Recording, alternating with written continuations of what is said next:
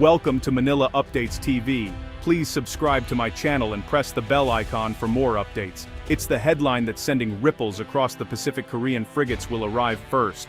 Indonesia's LPDs left behind. In naval circles, this is more than just news. It's a paradigm shift. The Philippines, long seen as a modest naval power, is poised to leap ahead, thanks to rapid shipbuilding by Hyundai Heavy Industries. As the sun rises over Subic Bay, the anticipation is electric. Philippine Navy officers scan the horizon, waiting for the sleek silhouettes of their new frigates. These ships, bristling with sensors and missiles, promise to change the nation's fate at sea, and they're arriving sooner than even the optimists predicted. How did we get here? Just a decade ago, modern warships took years, sometimes almost a decade, to build. Delays were the norm, not the exception. Yet here we are, with Korea's shipyards bending the old rules and delivering cutting-edge firepower at breakneck speed. What does this mean for Indonesia, whose own landing ships are lagging behind? The answer is as much about technology as it is about trust, speed, and ambition. This story is about more than ships. It's about the future of naval warfare in Southeast Asia. Building a warship was once a long, winding road. First came the contracts, hammered out in tense meetings and endless paperwork. Next, designers and engineers spent years turning rough sketches into technical blueprints. Steel was cut, hulls assembled, and systems painstakingly installed. Each step a minefield for errors and delays.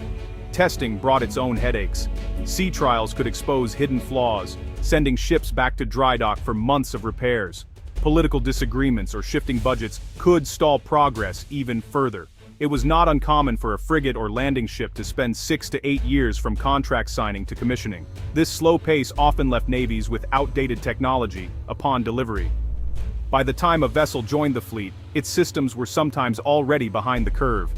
In a fast-changing world, such delays could prove costly, both in terms of defense and diplomacy. For countries like the Philippines and Indonesia, this was especially frustrating.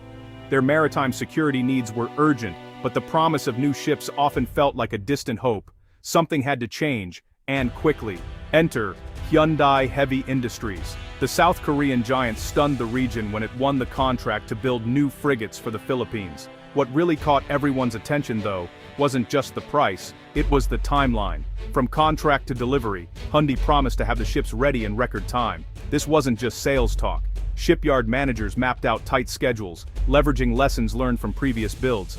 Philippine naval officers were embedded in Korea, monitoring every stage, learning new skills, and ensuring local needs were met. It was a partnership based on transparency and urgency.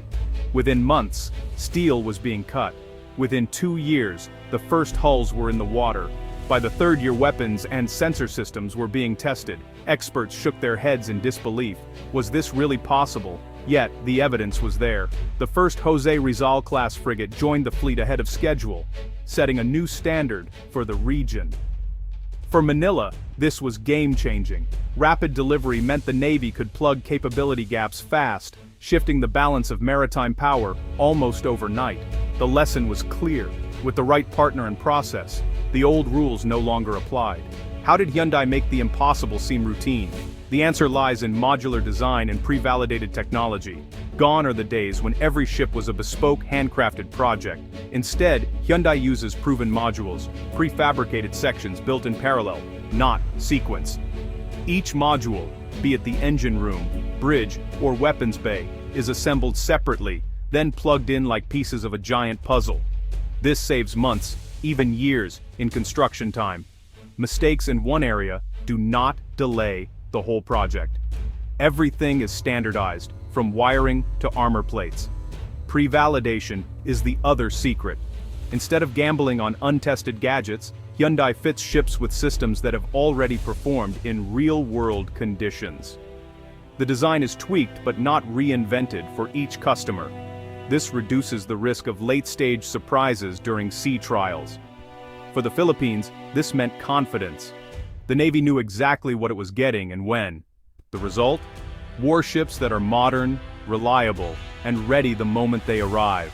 This success didn't happen in a vacuum. The Philippine Navy and Hyundai already had a relationship built on hard-won trust. The Navy had previously acquired Korean-built ships, second-hand, but solid. These earlier vessels proved reliable in the stormy waters of the South China Sea.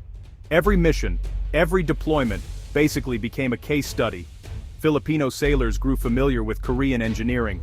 Maintenance crews learned the quirks of engines and electronics. And, when breakdowns occurred, Hyundai support teams responded quickly, building goodwill and technical know-how.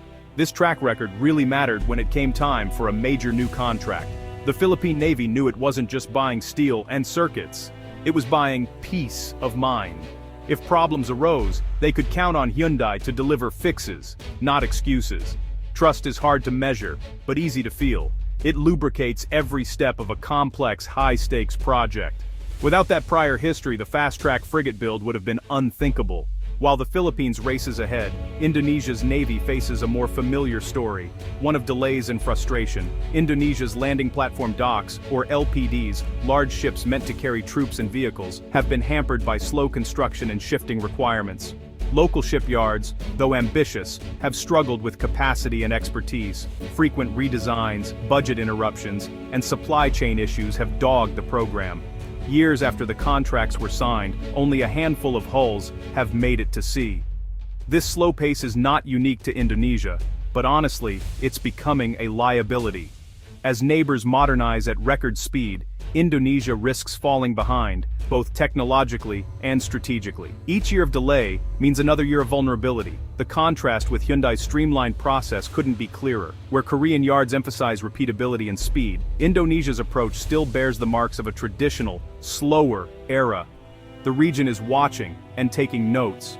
This divergence in shipbuilding timelines is more than just a technical footnote. It's actually reshaping the balance of power in Southeast Asia. The Philippines, once seen as the regional underdog, now boasts some of the most modern surface combatants in the South China Sea. For Indonesia, though, the gap is definitely growing. Its ambitions are real, but honestly, its pace is just not keeping up. In a region defined by contested waters and rising tensions, speed matters just as much as strength. The ability to deploy new ships quickly is now more than ever a decisive advantage. Neighbors are paying attention. Vietnam, Malaysia, and even Singapore are now reassessing their procurement strategies. The message is clear. Modern navies really can't afford the luxury of waiting years for new hardware. This is not just about ships, it's about credibility, deterrence, and the freedom to shape events in one of the world's most contested maritime regions. Oddly, as the delivery dates get closer, information has grown scarce. Official updates from the shipyards are minimal, and photos are, well, few and far between. The defense community, which is normally awash in leaks and speculation, is left to piece together scraps from satellite imagery and shipping databases. This silence only adds to the suspense. Are the ships actually on schedule? Have there been last-minute problems?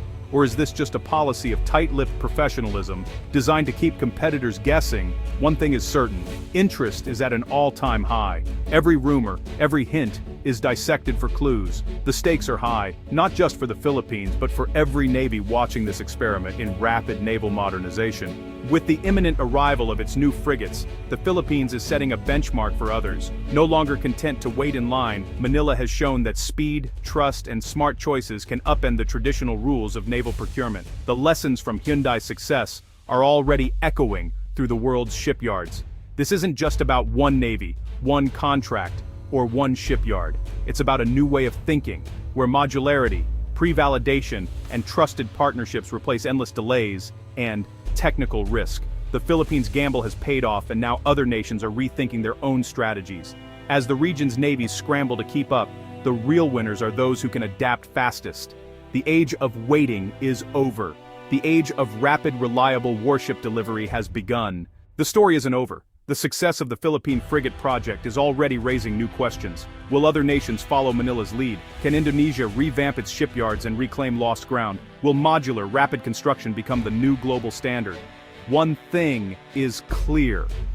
The world is watching. Every new ship, every successful delivery is a signal that naval power is being redefined. The race is on, not just for ships, but for the future of maritime security in the Pacific and beyond. Stay tuned.